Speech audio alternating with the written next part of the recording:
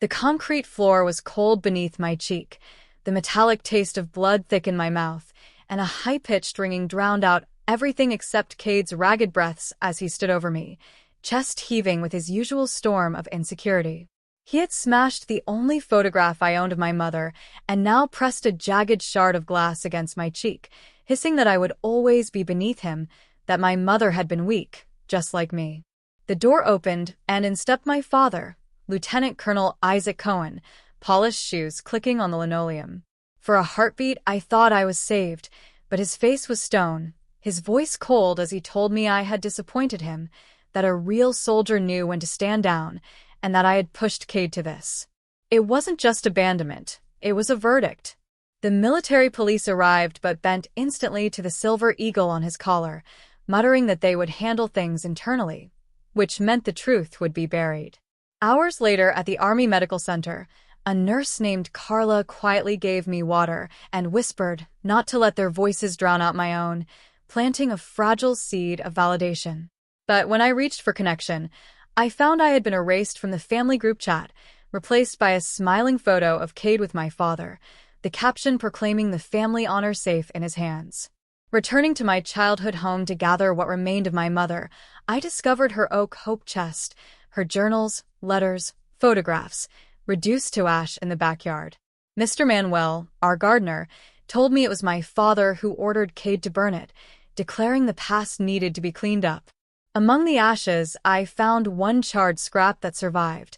My mother's handwriting. Vulnerability is not weakness. It's our greatest measure of courage. That ember lit something in me. I would not be erased. My war was no longer abroad. It was here. My first move was securing allies.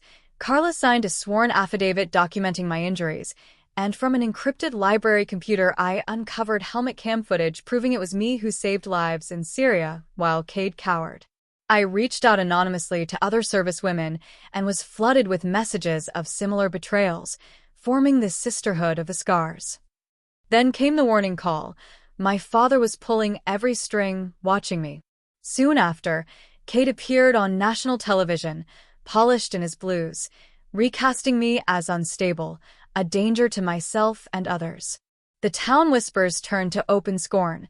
A woman confronted me at the grocery store, accusing me of mocking the uniform. The isolation was suffocating. Then came the email from investigative journalist Anya Sharma. She didn't believe their version, and she wanted proof. Instead of rushing to tell my story, I sent her the dossier of silenced women, laying the groundwork for a larger reckoning. At the National Archives, I retrieved my service records and found Cade's after-action report forged with my father's signature, the approval stamp clumsily upside down, a crack in their armor.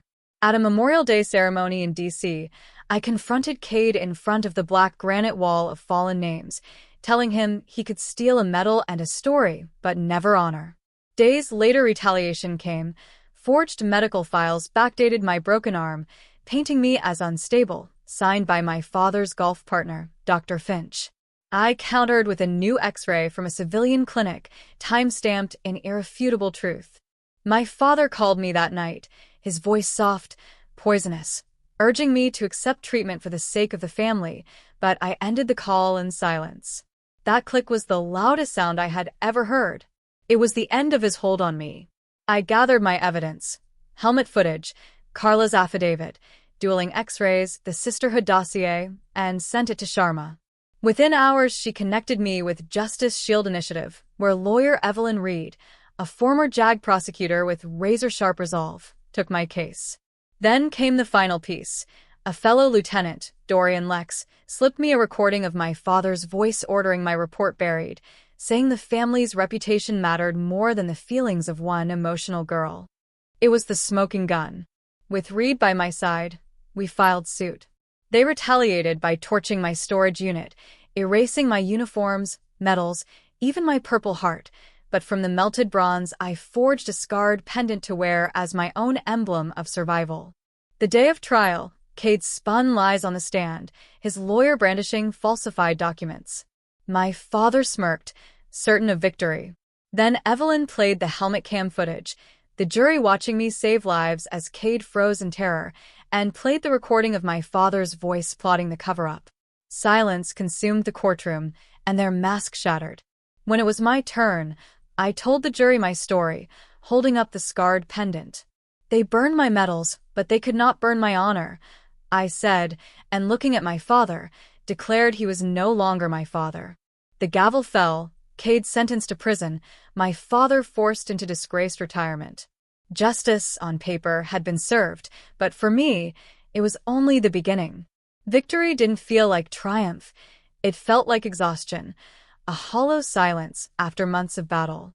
Cade was sentenced to 15 years in military prison, stripped of every honor, while my father's punishment was a quiet forced retirement, his career ending in disgrace. He never looked at me as the verdict was read, only staring into the distance like a dethroned king refusing to face the ruins. As I stepped into the sunlight, reporters swarmed, but it was a grieving mother who pierced me most. She took my hand, thanking me for fighting for her daughter who had served and died without ever finding her voice. Her tears told me my victory was not mine alone. It belonged to all those silenced women. Days later, a letter arrived from the old veteran clerk at the archives, simply thanking me for all of us. But closure was not neat. When I returned once more to my childhood home, now emptying for sale, I passed my father in the hallway.